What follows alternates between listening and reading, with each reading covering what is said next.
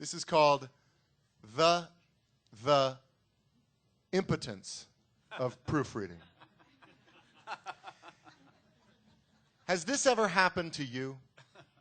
You work very, very hard on a paper for English class and still get a very low rate on it, like a D or even a D equals. And all because you are the liverwurst spoiler in the whale wide word. Yes, proofreading your peppers is a matter of the utmost impotence. Now, this is a problem that affects manly students all over the world.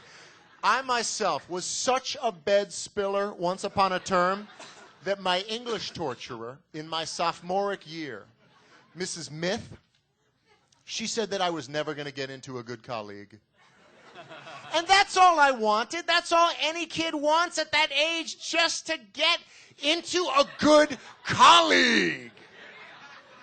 And not just anal community colleague either, because I am not the kind of guy who would be happy at just anal community colleague. I need to be challenged. Challenged menstrually. I need a place that can offer me intellectual simulation. So I know this probably makes me sound like a stereo, but I really felt that I could get into an ivory legal colleague. So if I did not improvement, then gone would be my dream of going to Harvard, jail, or prison. You know, in prison, New Jersey. So I got myself a spell checker, and I figured I was on Sleazy Street. But there are several mistakes that a spell checker can't catch. For instance, if you accidentally leave out word, your spell checker won't put it in you. And God, for billing purposes only, you should have serial problems with Tory spelling. Your spell check-off may end up using a word that you had absolutely no detention of using, because, I mean, what do you want it to douche, you know?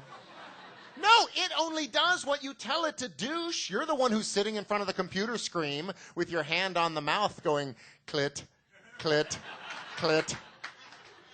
Just goes to show you how embargo one careless little clit of the mouth can be, which reminds me of this one time. During my junior mint, the teacher took the paper that I had written on a sale of two titties. And no, I'm serial. I am serial. She read it out loud in front of all of my assmates. It was quite possibly one of the most humidifying experiences I have ever had, being laughed at like that pubically. So do yourself a flavor and follow these two Pisces of advice. 1, there is no prostitute for careful editing of your own work. No prostitute whatsoever. And 3, when it comes to proofreading, the red penis, your friend. Spank you.